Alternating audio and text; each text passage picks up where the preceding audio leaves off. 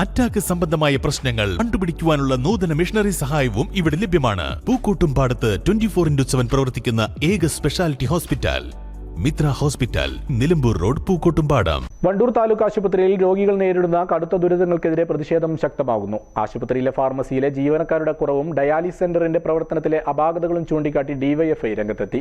അധികൃതരുടെ അനാസ്ഥയിൽ പ്രതിഷേധിച്ച് DYFI block committee medical ഓഫീസറുമായി ചർച്ച നടത്തി. സാധാരണക്കാരായ നൂറുകണക്കിന് ആളുകൾ നിത്യേന ആശ്രയിക്കുന്ന വണ്ടൂർ താലൂക്ക് ആശുപത്രി ഇപ്പോൾ ശോചനീയാവസ്ഥയിലാണെന്നാണ് ഡിവൈഎഫ്ഐ ആരോപിക്കുന്നത്. ഫാർമസിയിൽ മതിയായ ജീവനക്കാരില്ലാത്തതുമൂലം മരുന്നിനായി രോഗികൾ മണിക്കൂറുകളോളം ക്യൂ നിൽക്കേണ്ടി വരുന്നു.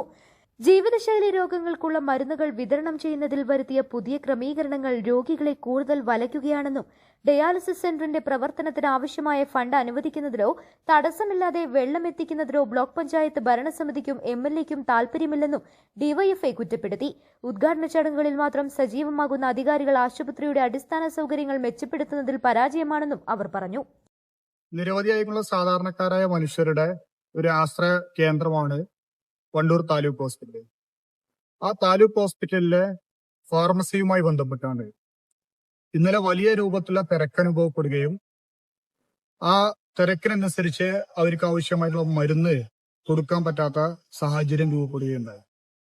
രാവിലെ മുതൽ ക്യൂ നിൽക്കുന്ന നിരവധിയായിക്കൊണ്ടുള്ള ആളുകള് അവരെ നിരാശരായിക്കൊണ്ട് പോകുന്ന സ്ഥിതിയാണ് ഇന്നലെ ഉണ്ടായിട്ടുള്ളത്. ഈ ഒരു പശ്ചാത്തലത്തിലാണ് ഡിവൈഎഫ്ഐ ബ്ലോക്ക് കമ്മിറ്റിയുടെ നേതൃത്വത്തില് ബ്ലോക്ക് ലീഡർഷിപ്പ് ഇന്ന് മെഡിക്കൽ ഓഫീസറുമായി ബന്ധപ്പെട്ടാണ്ട് ഈ വിഷയവുമായി ബന്ധപ്പെട്ടുള്ള ചർച്ച നടത്തിയത്. ഈ ചർച്ച നടത്തിയ ഘട്ടത്തില് ഞങ്ങൾക്ക് മനസ്സിലാക്കാൻ വേണ്ടി കഴിഞ്ഞത്, നമുക്കറിയാം താലൂക്ക് ആശുപത്രി എന്ന് പറഞ്ഞാല് വണ്ടൂർ ബ്ലോക്ക് പഞ്ചായത്തിന് കീഴിലാണ്.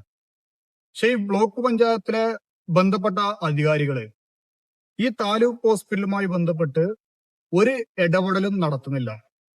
കേവലമായിക്കൊണ്ട് ചില ഉദ്ഘാടനങ്ങൾ ഉണ്ടാവുന്ന സമയത്ത് അവിടെ പൗഡർ ഇട്ട് വന്നാണ്ട് ബന്ധപ്പെട്ട ബ്ലോക്ക് പഞ്ചായത്തിലെ ഭരണാധികാരികളും എംഎൽഎ അടക്കമുള്ള ആളുകള് ഇവിടെ പൗഡർ ഇട്ട് വന്നാണ്ട് ആ ഉദ്ഘാടന പരിപാടിയിൽ പങ്കെടുത്ത് പോകുക എന്നതിനപ്പുറത്തേക്ക് ഈ ആശുപത്രിയുടെ പുരോഗതിക്ക് വേണ്ടി ഒരു ചെറുവിരൽ അനക്കാൻ പോലും തയ്യാറാവുന്നില്ല എന്നുള്ളതാണ്.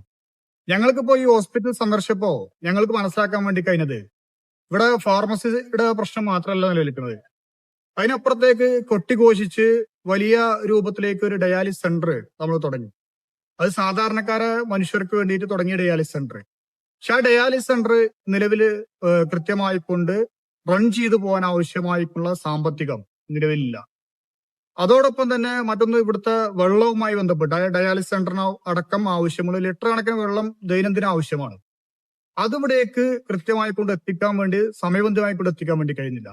ഇനി വേനലടക്കം വരാൻ വേണ്ടി പോവാണ്, അത് രൂക്ഷമാവും. മെഡിക്കൽ ഓഫീസറുമായി നടത്തിയ ചർച്ചയിൽ ഉന്നയിച്ച പ്രശ്നങ്ങൾക്ക് അടിയന്തര പരിഹാരമുണ്ടായില്ലെങ്കിൽ ബ്ലോക്ക് പഞ്ചായത്ത് ഓഫീസിലേക്ക് ശക്തമായ മാർച്ചും പ്രതിഷേധ പരിപാടികളും സംഘടിപ്പിക്കാനാണ് ഡിവൈഎഫ്ഐയുടെ തീരുമാനം.